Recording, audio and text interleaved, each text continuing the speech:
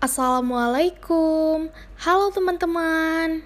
Pada kesempatan kali ini, kami dari kelompok 3 dari kelas S12D yang beranggotakan Helmaria Putri Salsabila, Indri Putri Azhari, Irma Fairuz Mufidah, Liliana Saharani, Maidea Syakira, Mutia Kamila, dan Nindi Anindya akan menjelaskan tentang anatomi fisiologi manusia 1 yang berjudul Kompartemen Cairan Tubuh yang dibimbing oleh dosen pengampu Ibu Apoteker Mira Febrina, MSc. Pada kesempatan kali ini, kami akan membahas tentang pertama, pengertian kompartemen cairan tubuh, kedua, elektrolit dalam cairan tubuh, dan yang ketiga, ketidakseimbangan asam basa. Cairan tubuh memiliki dua kompartemen utama, yaitu berada di dalam sel dan di luar sel. Sekitar 2/3 cairan tubuh adalah cairan intraseluler atau sitosol. Sepertiga lainnya disebut cairan ekstraseluler, yang berada di luar sel dan mencakup semua cairan tubuh lainnya.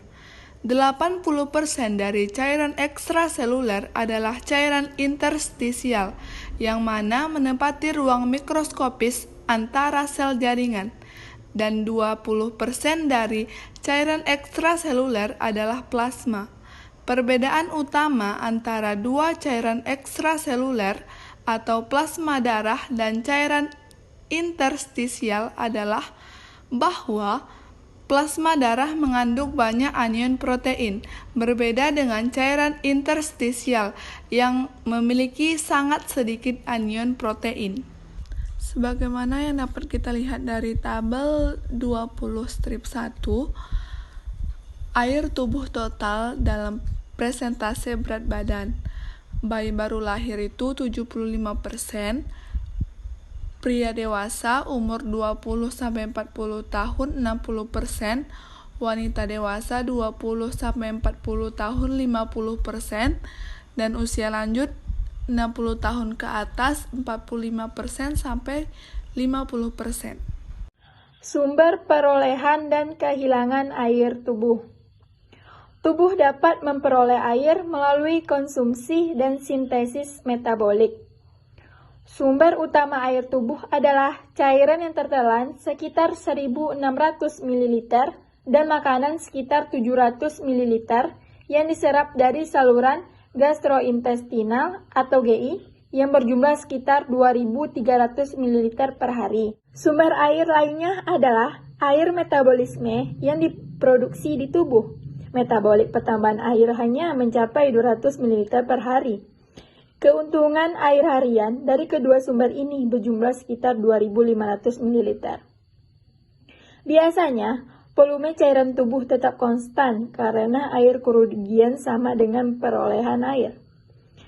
Gambar sumber perolehan dan kehilangan air harian di bawah kondisi normal. Angka adalah volume rata-rata untuk orang dewasa. Biasanya, kehilangan air setiap hari sama dengan perolehan air harian. Berikut adalah rincian perolehan air yang warna biru dan kehilangan air yang berwarna oranye. Setiap hari ginjal mengeluarkan sekitar 1.500 ml urin, melalui kulit menguap sekitar 600 ml, dan saluran gastrointestinal membuang sekitar 100 ml tinja. Pada wanita usia subur, tambahan air hilang saat menstruasi. Rata-rata, total kehilangan air harian sekitar 2.500 ml. Nah, selanjutnya, volume air metabolik tergantung pada tingkat respirasi aerob, yang mencerminkan permintaan ATP atau adenosin trifosfat dalam sel tubuh. Semakin meningkatnya ATP atau semakin banyaknya ATP, maka semakin banyak pula air yang terbentuk. Jika terjadi kehilangan air lebih besar daripada perolehan air, itu akan menyebabkan terjadinya dehidrasi. Nah, ini adalah jalur yang dilalui ketika kita dehidrasi dan berupaya untuk merangsang rasa haus. Yang pertama, kita mengalami dehidrasi. Dehidrasi ini akan menyebabkan penurunan aliran air liur, osmolaritas darah meningkat, dan juga volume darah menurun. Pada penurunan aliran air liur ini, mulut dan faring akan terasa kering. Pada osmolaritas darah meningkat, itu akan merangsang osmoreseptor di hipotalamus. Pada volume darah menurun ini akan menyebabkan penurunan tekanan darah, lalu peningkatan pelepasan renin oleh sel-sel juxtaglomerular ginjal. Sel-sel juxtaglomerular ini adalah tempat terjadinya sintesis dan sekresi renin. Kemudian akan terjadi peningkatan pembentukan angiotensin II. Lalu dari tiga hal ini akan merangsang pusat haus di hipotalamus, lalu meningkatkan rasa haus, lalu meningkatkan asupan air, dan yang terakhir meningkatkan air tubuh ke tingkat normal dan mengurangi dehidrasi. Pusat haus terdapat di hipotalamus. Nah, apa itu hipotalamus? Hipotalamus adalah bagian kecil dari otak yang terletak di bagian tengah otak di antara kelenjar pituitari dan talamus, yang salah satu fungsinya yaitu mengontrol atau merangsang rasa haus. Nah, sinyal rasa haus ini juga datang dari sinyal lain, yaitu yang pertama ada neuron. Neuron di mulut untuk mendeteksi kekeringan karena aliran yang menurun pada saliva. Dan yang kedua ada baroreseptor yang mendeteksi penurunan tekanan darah di jantung dan pembuluh darah. Nah, terkadang kita tidak merasakan rasa haus. Rasa haus tidak terjadi, sehingga terjadinya dehidrasi. Hal ini sering terjadi pada orang tua, pada bayi, dan juga pada seseorang yang sedang mengalami stres. Nah, namun, jika kita mengalami keringat berlebih, mengalami diare, muntah, atau hal-hal lain yang menyebabkan cairan tubuh kita banyak keluar, itu sebaiknya dengan cepat mengganti cairan tubuh dengan minum air putih yang banyak, dengan minum cairan, bahkan sebelum merasakan haus agar terhindar dari dehidrasi. Selanjutnya saya akan menjelaskan mengenai kehilangan larutan. Tingkat kehilangan garam urin NaCl merupakan faktor utama yang menentukan volume cairan tubuh. Alasannya adalah bahwa air mengikuti zat terlarut dalam osmosis dan dua zat terlarut utama dalam cairan ekstraseluler atau dan dalam urin adalah ion natrium atau Na dan ion klorida atau Cl. Faktor utama yang menentukan osmolaritas cairan tubuh adalah tingkat kehilangan air kemih. Karena pola makan kita sehari-hari mengandung jumlah yang sangat bervariasi, NaCl, ekskresi Na dan Cl, urin juga harus bervariasi untuk mempertahankan homeostatis.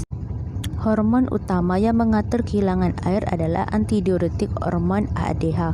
Hormon ini juga dikenal sebagai vasopresin, diproduksi oleh neurosekretori sel yang meluas dari hipotalamus ke hipofisis posterior.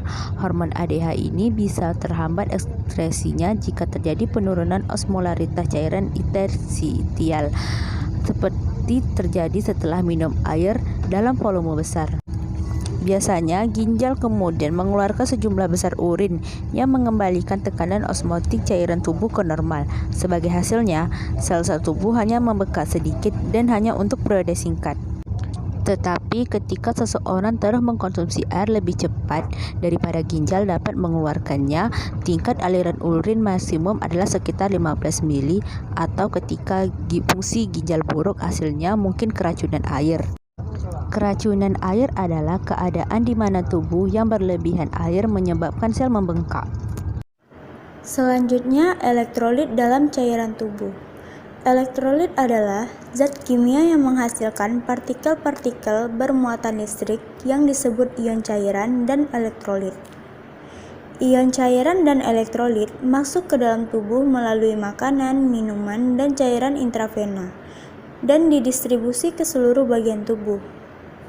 Keseimbangan cairan dan elektrolit berarti adanya distribusi yang normal dari air tubuh total dan elektrolit ke dalam seluruh bagian tubuh. Zat terlarut yang ada di dalam cairan tubuh terdiri dari elektrolit dan non-elektrolit. Non-elektrolit adalah zat terlarut yang tidak terurai dalam larutan dan tidak bermuatan listrik, protein, urea, glukosa, oksigen, karbon dioksida, dan asam-asam organik. Garam yang terurai di dalam air menjadi salah satu atau lebih partikel bermuatan, disebut ion atau elektrolit. Larutan elektrolit mengantarkan aliran listrik. Ion-ion yang bermuatan positif disebut kation, misalnya Na+, dan yang membawa muatan negatif disebut anion, misalnya kamin. Keseimbangan elektrolit ini perlu dijaga. Orang yang berisiko mengalami ketidakseimbangan cairan dan elektrolit yaitu bayi, orang tua, dan orang-orang yang dirawat di rumah sakit. Individu yang menjalani perawatan medis yang melibatkan infus intravena, drainase atau isap, dan kateter kemin. Dan orang yang mengalami diuretik mengalami cairan yang berlebihan dan membutuhkan peningkatan atau mengalami retensi cairan. Baiklah, selanjutnya saya akan menjelaskan tentang ketidakseimbangan asam basa. Kisaran pH normal darah arteri sistematik adalah antara 7,35 dan 7,45. Asidosis atau asidemia adalah kondisi di mana pH darah di bawah 7,35. Alkalosis atau alkalemia adalah suatu kondisi di mana pH darah lebih tinggi dari 7,45. Efek fisiologis utama asidosis adalah depresi sistem saraf pusat melalui depresi transmisi sinaptik. Jika pH darah arteri sistematik turun di bawah 7, depresi sistem saraf begitu parah, sehingga individu menjadi bingung, kemudian koma, dan mungkin mati. Penderita asidosis berat biasanya meninggal dalam keadaan koma. Efek fisiologis utama dari alkalosis sebaliknya, yaitu terlalu peka pada sistem saraf pusat dan saraf perifer. Neuron melakukan impuls berulang-ulang, bahkan ketika tidak distimulasi oleh rangsangan normal. Akibatnya adalah kegugupan, kejang otot, dan bahkan kejang dan kematian. Perubahan pH darah yang menyebabkan asidosis atau alkalosis dapat diimbangi dengan kompensasi. Respon fisiologis terhadap ketidakseimbangan asam basa yang berfungsi untuk menormalkan pH darah arteri. Kompensasi bisa lengkap jika pH memang di bawah dalam kisaran normal atau parsial. Jika pH darah arteri sistematik lebih rendah dari 7,35 atau lebih tinggi dari 7,45. Jika seseorang telah mengubah pH darah karena penyebab metabolik, hiperventilasi atau hipoventilasi dapat membantu mengembalikan pH darah ke kisaran normal. Bentuk kompensasi ini disebut kompensasi pernafasan. Terjadi dalam beberapa menit dan mencapai maksimumnya dalam beberapa jam. Namun, jika seseorang telah mengubah pH darah karena penyebab pernapasan, maka kompensasi ginjal, perubahan sekresi H, dan penyerapan kembali HCO3 oleh tubulus ginjal dapat membantu membalikkan perubahan tersebut. Kompensasi ginjal dapat dimulai dalam beberapa menit, tetapi perlu waktu berhari-hari untuk mencapai efektivitas maksimum. Asidosis dan alkalosis pernafasan adalah gangguan akibat perubahan PCO2 darah. Asidosis metabolik dan alkalosis adalah gangguan yang berhubungan dengan perubahan HCO3 darah konsentrasi. Asidosis atau alkalosis metabolik dapat dikompensasikan dengan mekanisme pernafasan atau kompensasi pernafasan. Asidosis pernafasan atau alkalosis dapat dikompensasikan dengan mekanisme ginjal atau kompensasi ginjal dengan memeriksa pH darah arteri sistematik, HCO3, dan PCO2 nilai-nilai. Adalah mungkin untuk menunjukkan penyebabnya dari ketidakseimbangan asam basa. Sekian penjelasan kami dari kelompok 3. Mohon maaf apabila ada kesalahan. Terima kasih sudah menyaksikan video kami. Assalamualaikum warahmatullahi wabarakatuh.